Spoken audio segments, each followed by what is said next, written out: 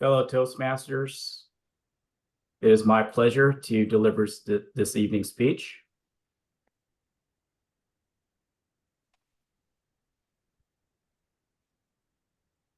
And as a former district officer, I usually like to begin every Toastmasters year with the leadership team, and it is usually incumbent for us to be able to share lessons learned.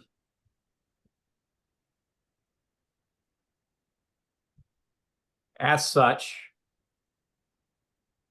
one of the key takeaways is to be able to develop a transformation culture.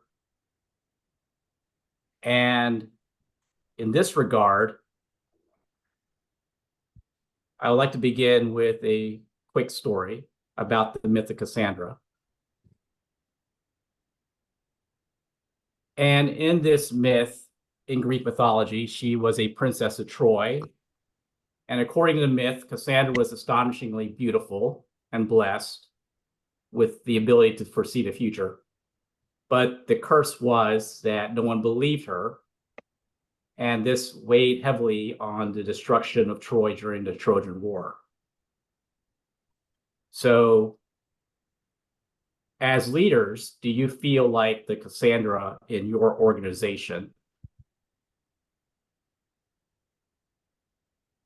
And addressing the new leaders within Kemp Toastmasters, this next year is going to feel like you're stuck in this long, endless journey. And so what I'm going to share with you are that transformations are the ability to share discrete collections of initiatives where you want to work on your pathways program, you want to be able to work on retention and growth, distinguished club program, and also, most importantly, the member experience. And I want to address Gregory, this in 3 ways. What does this have to do with leadership, though? Because I'm pretty good with leadership. Used to teach a leadership school. We had all these non-commissioned officers and so on. We never talked about initiatives like this. We talked about things like leading, directing, controlling. That is a really great question, Scott. And if you can hold off questions until the end, I will address that in my agenda, which I'm going to address next. So we're going to talk about the messy middle and the end game, which is basically making it very sticky and clear, the principles, making it coherent, and hacking, making it real. So what is your end game, which is the first part of the agenda, which, Scott, I'm going to address because that's all about leadership. What is your vision towards the end game? So without that clear and compelling vision, that compelling end game, you get fatigue. No one knows what you're transforming to. What is it that change is going to be for? So what is that transformation test? What is your club transforming to? Can you tell me, Patrick, and your leadership team, what are we about? Can you tell me what this is about in under 2 minutes for your goals for your next Toastmaster year? And do it without using any Toastmasters speak, so that anyone that's outside of Toastmasters that's inclined to join and becoming a Toastmasters, what can they be motivated by to join this particular club? And what could your peers say that they value about the club? So what are you transforming to, right? This is just a quick snippet example, right? A club prepared for the challenges of the 21st century. We want to be communicators first, providing leadership opportunities. We want to partner with the district and delight our members everywhere. So does this transformation message pass our test? Who knows? But this is really for Patrick and the leadership team to decide, right? This is for Rohan to give it the sniff test. This is for other members of the leadership team to decide. So does this really pass what we're transforming into? A leadership and communication skills matchmaker We want to match members with personalized education and leadership opportunities. You keep bringing up transformation, but can't the organization, like, it's been a successful organization. Why does it need to change? That is a really great question, and I'll address that later on in the agenda. So we're getting into this, what are our principles? Which, Andy, I think this is going to answer part of that, of what we're changing to. Principles make your club world-class, okay? Because without principles, you get chaos, right? There's no coherence, there's no signposts. So principles provide the guiding action in your processes, right?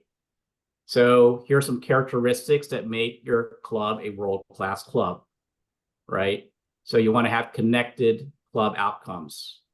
You want to have specific actions and principles to your enterprise. You want to be unambiguous. You also want to be able to help someone choose between some alternatives here. But I don't think you answered the question, because I think we were doing all these things before. So why does that require transformation? It requires transformation because we're coming out of a COVID era mindset, and some clubs are currently struggling between hybrid and virtual to now coming online as on-site. So having an identity crisis between what are we today in a digital age, what are we transforming to? Isn't it stronger for a team to keep doing what they've been doing, that work on their successes rather than working on transformation? Because the demographics has changed. If you take a look at our club today, are we a multi-generational club? Are we attracting young club members? Are we attracting Generation Z, Andy? Are we a younger club? Are we a hip club? I don't think so. Pulse the club today. Look in the mirror, Andy. So you can understand there is no I in team. And if you take a look at the demographics of clubs today, you want to be able to have a club that is addressing a multi-generational, multi-demographic culture. So world-class principles are all around you. You have to recognize some of these things. You recognize any of these principles? Yeah, this is Spock in Star Trek, but and other okay, Bruce, things, fish are friends, not food. I'm not sure what that one is, but the Shark Finding Tales. Nemo. All right, so we're talking movies here, and not, but we've got to look at what concrete things can we do for the club. It's not about pulling buzzwords and the challenge is and phrases out of leaving it to places. Patrick and his leadership team, Rohan and others, to come up with that. All I'm here is providing you some insights based on years of experience as a district leader, right? And you, okay, Menasha, as an incumbent, okay, to provide, and Andy, you're also another incumbent, based on your years of experience leading a club, to provide Patrick and Rohan and a new leadership, okay, what have you learned? Okay, my challenge is for you to provide this input back to Patrick and a new leadership team, okay? They can't do it on their own.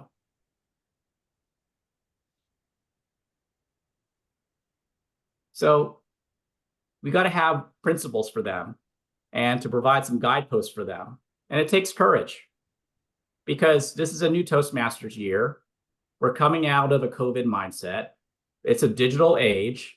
Clubs are starting to find themselves into more of a mixed experience. You want to be able to offer this. And you also want to attract new members that are, Generation Z, in their 20s. These are some bad examples. Don't use these. Okay. And you want to be able to have good examples. You want to get inspired by these. So I asked the senior members of this club to be able to provide guidance to Patrick, to provide guidance to Rohan and others, the younger officers, to be able to provide some really good examples based on your years of experience as senior Toastmasters and to be a good role model. So here's a back of the envelope test for your principal. Does it generate debate? And could the opposite be true? So wrapping up, are you hacking your culture to make the change real? So without culture hacks, can the change stay on the horizon, and will it ever arrive? So what's wrong? Big gnarly problems require big gnarly solutions? No, you want to be able to take small baby steps to hack your culture instead, right? You want to look at processes and projects. You want to be able to have your meetings. You want to be able to make members spend and change where they can spend most of their time. So you want to use a culture hack and use this little acronym where it's low effort, it's immediate, it's visible, and it's emotional. I'm not going to go through every single one of these things, but here are just a few sample hacks that we can share with the new officers in this club. And then, of course, you want your culture to be more agile. Here are some simple hacks and sample hacks to use. And then wrapping up, some do's and don'ts. And a few recommendations. Wrapping up, end game principles, culture hacks. Thank you.